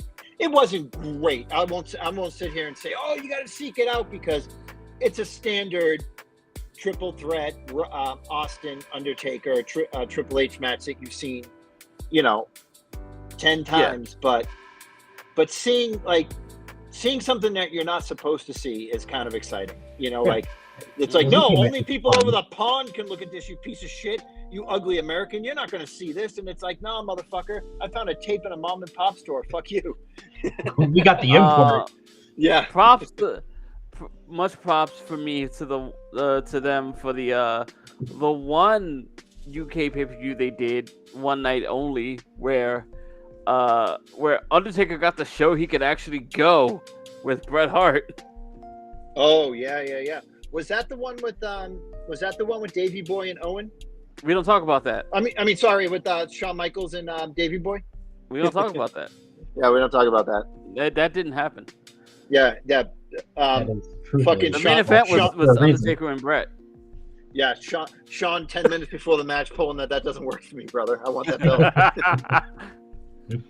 I know I'm about to win the world championship next month, but I want that fucking belt. Just cause. Fucking yeah. And then I'm gonna lose that belt in a shitty Christmas match with Triple H where he gives me a big splash because Gorilla Monsoon made us wrestle.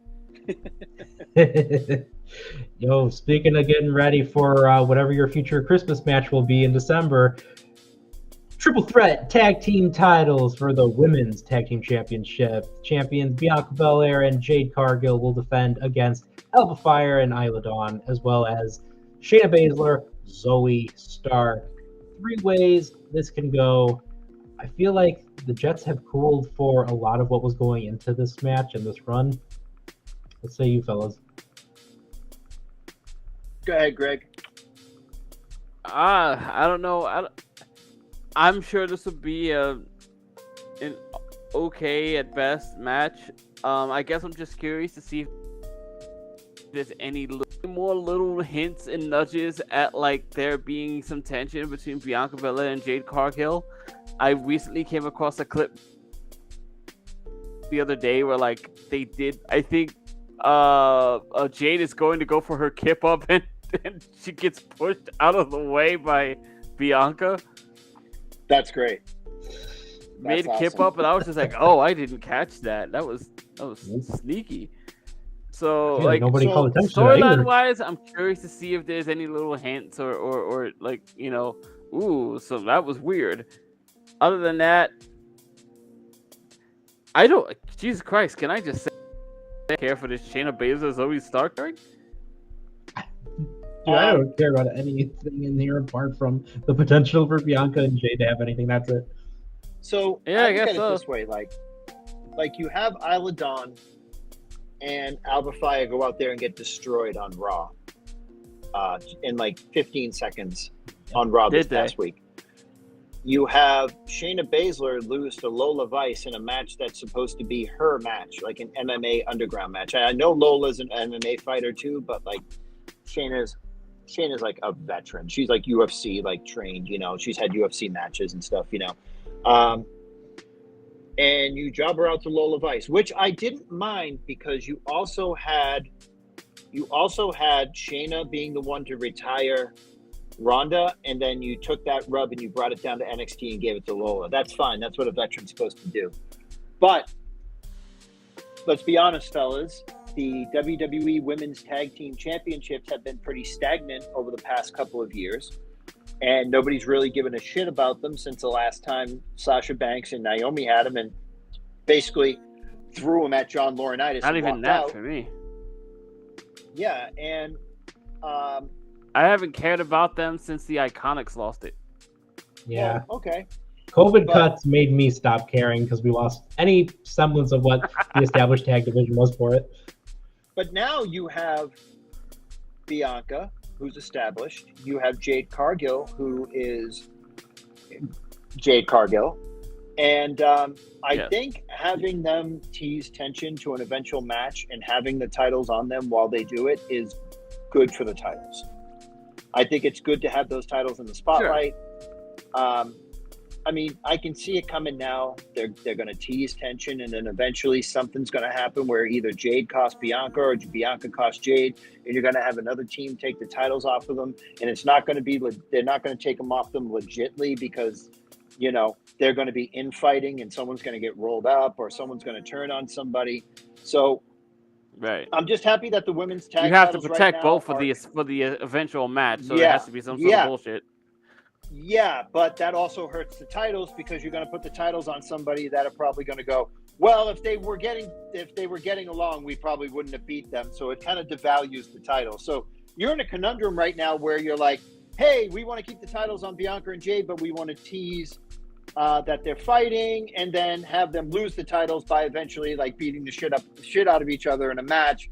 But then the titles just go to shit again. So it's kind of a win for Bianca and Jade because that match is going to be epic, on the women's version of loss Hanson and Vader. Yeah, pretty much. Yeah. Oh man, that's it. The titles are going to get hurt regardless. Yeah. Well, one title that was previously hurt, but honestly, I think has been thriving a lot more in recent years. Intercontinental title being defended in another continent. And we're going to be having the champion Sami Zayn taking on Chad Gable. I love Chad Gable. I love everything about Chad Gable. He has been proving why he is tremendous. Has there been any update you guys know for his contract status? So there was a report out the other day. I don't know if it was from Fightful. I don't want to ruffle Sean Ross Sapp's feathers, but I don't know who it was from. So let's just say I read it, and if it was Fightful, there's your credit, Fightful. If it was PW Insider, I'm sorry, PW Insider, and you know whatever. But it said that people within the company believe that Chad Gable has either signed an extension or a new contract with the company. Because I look at it this way, didn't they say his contract was going to expire at the end of like last week, and then they announced that he had a title match in 2 weeks? So, you know, right? Ooh, got a thumbs up on Mac's screen there. So yeah, guys, I gotta be honest with you. I think putting the title on Sami was a mistake because he hasn't done anything with it. Course correction. Yeah, he hasn't done anything with it. He hasn't elevated it. I usually forget who has the title. Yeah, but you know what? You should be defending the title as well. You can do that and have matches. But he's just I don't think we can blame that on Sami. Remember, Sami was jobbing leading up to that victory too. Yeah, but you know what the thing is? It's like you're going out there and you're getting ragdolled by a cuck every week in Otis, who's just being cucked out by fucking Chad Gable every week, like slapping him, and he's not doing anything about it. You're making the champion look less by proxy by having him be beat up by somebody else's bitch, you know? So I don't know. It's getting thrown in there. It's a very weird thing for me. I think that putting the title on Sami was a mistake. Should have kept it on Gunther, and just had Chad Gable take it off from either here or SummerSlam, either one. The perception to me at least was like Sami Zayn being a very different Chad Gable doing that. Oh God, so many people. What? No, go ahead. Sorry, Greg. I was gonna say, well, you end up getting a very different Chad Gable story, maybe doing that. So I don't even know what that looks like then. Yeah. Yeah. I was thinking about how, like, with Sami Zayn, at least for WrestleMania on my end, and like some of my friends, we were looking at like this feels like Triple H just throwing one of his friends in there again. Like this felt like a modern day Click almost. Yeah, I'm really conflicted with this. I mean, I'm 100% for Chad Gable in this match. It has to happen, but I feel like the babyface turn with Otis is coming, and it's going to happen at Clash at the Castle, and he's going to cost Chad the title, and they're going to break free and everybody's going to break free, and I don't know. Free. My concern there is. And granted, like maybe this doesn't like maybe I'm putting my traumas with the old regime up with this Levekian era type valid traumas. Yes, very valid. My fear is that like many breakups they've done before that they've put focus on, that there will be a lot of stuff in the future for Chad. And Otis and Maxine will have like nothing. Where's Tozawa and all this? Which is also that weird thing they do where like the babyface comes out triumphant and then does nothing. And especially Tozawa, because I mean the man's been on TV, he's been doing good with his facial expressions, he's been actually a really good character. Oh, for years he has been. Yeah, and if that ends, oh man, I don't know. They always somehow find some direction of just adding Tozawa into anything. Yeah, the man's very versatile. He's like a chameleon. He can adapt to anything in his surroundings, I am still so surprised that he has stood the test of time as long as he has following the Cruiserweight Classic. But good on him. Tozawa's a great guy. I've talked to him, and he's a real decent wrestler, too. I've been seeing a lot of his matches in the Cruiserweight Classic were great. His stuff on Main Event was always solid. Can we talk about how good... Can we talk about how good Maxine Dupree's acting has been? It's been, like, really, really good. Like, I don't ever want to see her in the ring. But like wrestling, but like when she stopped Chad Gable from hitting Otis with that belt a couple of weeks ago and was like crying in the ring, I was like, holy shit, this is good. Like she's really good. Like her facials in the way that she like walks away and the way that she like she trembles when she gets screamed at, it's like, it's like, dude, this is really, really good. Like she's doing a really good, like she's holding her own in there, man. Like she doesn't feel out of place at all. You know what I mean? Plot twist, they just don't tell her that she's going to get yelled at. It's all real. Oh yeah. She shoots scared. That's some of that real offer director stuff right there. Yeah. She's just getting shooshed in her face. Shoosh! I don't wanna like sell her out that quickly, only because I have a very vivid memory of watching Trish get better incrementally, very slowly. And I'm just saying, if you stay the course, it could happen. Theoretically, anything's possible in wrestling. But for every Trish Stratus, there's a Stacy Keibler, so remember that, Greg. Legs. I don't think Stacy wanted to. No, I don't think she wanted to either. I don't think Tori Wilson wanted to wrestle either. Like Vince was like, "No, you're gonna get in there. You're gonna do it."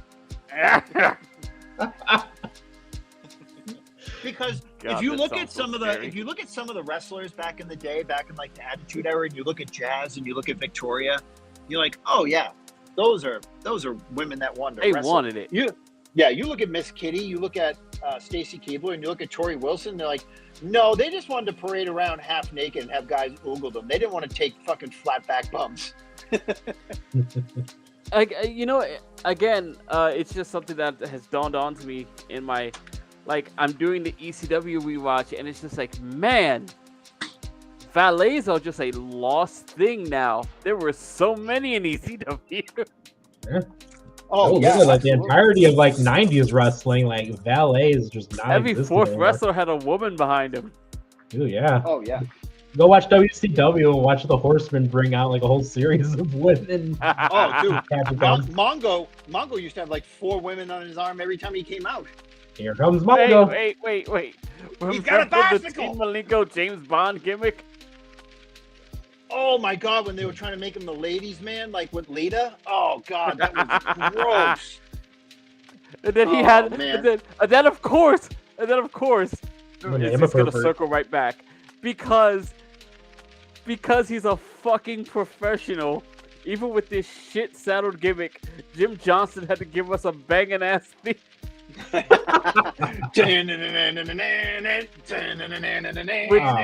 Which then the one Dean had for the 007 gimmick, which then ended up being Cesaro's theme song, but with rap lyrics. Oh God, was it the dun dun? Oh man, yeah. Oh my God, I do remember that shit. You just unlocked a hidden memory, Greg. Hey, dude, when Cesaro came out, I was like, I know this song. Hey Nick, are any of the tag titles on the line at Clash? Apart from the women's tag team title, no. But we do have one more match, and that is the I Quit match for the undisputed WWE Heavyweight Championship. The champion Cody Rhodes takes on AJ Styles. Both these guys were on WCW TV at one point or another in their lives. Both these guys. Oh yeah, Cody wasn't he? Yeah. Yeah, as a youngster, he was in there. We had Air Styles. Oh my God, I remember Air Styles. Oh my God. Yeah. What was his name? Air Paris. Air Paris. Yeah, that was it. Yeah. They actually made a figure for that. That's like one of the only figures that I like ever bought. Was the WCW WWE packaging of AJ Styles. It was fucking awesome. Yeah. Here's a Nitro shirt. AJ Styles on a very exclusive list of men who has wrestled both father and son. Yeah, Very, he had very an true. NWA Wearing the title same match with outfit. Dusty Rhodes, yeah. I mean, obviously Cody's taking this. Of course. They're not dropping the title, you know. But yeah, I'm very interested to see this. You know, like AJ's always money. Cody's Cody. I don't say that as a negative, but I also don't say it as a positive. You pretty much know that you're going to get like a top rope Cody cutter during the match. You know you're going to get the tease for the crossroads. You know you're going to get like a somersault into the hands thing, you know, to like taunt somebody, you know. Cody Rhodes is the prodigal like WWE wrestler. Like he always has been, always will be. He knows the WWE style. He knows how to hit that hard camera. Like he's a consummate. He's WWE like through and through, you know. He is the WWE guy. Yeah, and putting him with putting him with AJ last month. In my opinion, it wasn't a 5-star match, but you know. So we got something completely right now for those of you listening. It's gonna get changed immediately, but if you are listening to this right now, right this second, go to Cody Rhodes' Wikipedia page. They have officially changed his name to Cody Raheem Rhodes on Wikipedia. Oh Jesus! Oh my God! I'm so sick of the Cody Black thing. It's like he's been invited to the cookout. Oh my God! The segment with Trick Williams that really enhanced it. Here it is. Oh my God! I am screenshotting it now. Get your screenshots, everyone, while you can. Cody Raheem Rhodes, my ladies and God. gentlemen. Jesus! Shout out to the guy that made that, Mr.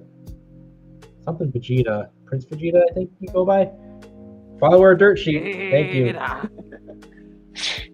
So is that those are the only matches? Yep, 5-match so card. far, yes. Wow. And they do tend to keep the pay-per-views usually pretty light, unless it's like one of the bigger shows. Hunter has been pushing the big, like these are massive takeovers. Pretty much. That's 6 matches, honestly long times. I'm just surprised that none of the men's tag titles are on the line. I really thought, you know what, they might still add DIY versus Waller and In Theory because they've been still time. Yeah. We'll throw something else out there. I'm sure we'll be talking about that on Friday Neeks Mac, John. Yes. Mac, you going to be there? Yeah, I'll be there this week. Yes. Little Hunter and Chad Frost. All right. Now, do we have anything else to throw out there? I think we're pretty clear of the weeds. Yeah, I think so. I think, we covered it. AEW, Clash at the Castle, New Japan, Noah. Everything. All around the world we went on this one, fellas. We did. Yes, we did. That was great. That was fantastic. Once again, I want to thank everyone for joining us. We want to give a huge shout out to all of you that are joining us on the streams of Nico Extra. So thank you for joining us on this podcast. We got to throw one more happy birthday, John. Hopefully, if you watch this later, it's love 3 you, a.m. man. here, Happy so birthday. it counts. Feel better, John. Feel I better. apologize for my "Is This the John is Dead" podcast comment earlier. Happy birthday. Feel better. That's going to be our birthday present to you. Well, happy birthday, John. Happy birthday, sir. At this time, fellas, we're going to go over a couple things. I want to throw out there monk.com. Make sure you go there. Hey, you want your own personal aromatherapy diffusers that come in a variety of flavors, such as happy, such as fresh, such as even sexy. Go to monk.com, monq.com, and make sure that you use promo code DSR10 to get 10% off your purchase of Monk Personal Aromatherapy Diffuser Pens. That is DSR10, 10% off your purchase today. And if you know me, then you will probably know my brother, who's honestly one of the people that got me involved in wrestling. Tony runs the Cold Case Project on YouTube and is a channel that focuses on all kinds of disappearances, murders, and other cold cases. You want to go and binge some true crime content? He's got videos on there that are about an hour and a half, 2 hours long each. It's some good stuff if you want to just pop something on in the background and listen to. Hey, some people even fall asleep to it. Great stuff. If you want to be all spooked out about that, feel free. Want to catch up on any and all of our lovely results? I know myself and John have been writing some articles. I just popped up there the AEW Dynamite results. comicbookclick.com/dirtsheetradio. We on the web. You'll find us there. We're going to have some advertisements on there soon. Some might even say a NordVPN ad that we'll be directing you to around this time every podcast. So we'll get there. And of course, make sure that you catch the Major Issue Show every single Thursday. Greg, anything you can tell us about that? Last I heard, I believe our good fearless leader Jonathan Escudero was going to be on the very next episode. I don't know if they got that recorded. There may have been some snafus there technologically, but I'm hoping he gets a chance to go up there and talk about what was the very next episode? It was going to be, I believe it was going to be Justice League Crisis on Infinite Earths Part 2, the animated film of the 3-part saga they were putting out at this moment. It's a good one. All right. Mac, you got anything to shout out there and throw out there into the world? Just follow me on Instagram, Curbside Hero. It's not spelled the way you think it is, so just type in Curb or look for Mac or whatever. I don't know. Don't follow me. Follow me. Who cares? There you go. Hey, if you're seeing some content that you're following on Dirt Sheet Radio, hey, if you see anything posted by a certain guy named, I don't know, Nick LaRocco, hey, feel free. Give me a follow. Go and like my content. Share my content. I love you. Hey, you ever need something, hey, we can just talk about it. You're valued. And we also value the Dolphin Pod shows, which you can find them anywhere podcasts are found. We got Countdown to Infinity, Revenge of the Sequel, but most importantly, Dirt Sheet Radio. You're listening to it right now. You're watching it right now. And again, we thank you. We love you. You're valued. You're awesome. Guys, this has been a great show. Mac, thank you for joining us. John, we hope you get well soon. And I'm getting paid for it. Exactly. At least someone here is. We'll get our one-on-one tag team show soon where we just talk Linkin Park the whole time. Hey. Oh God! Yeah, for the birthday boy John, for Mac, for Greg, for myself, I want to thank all of you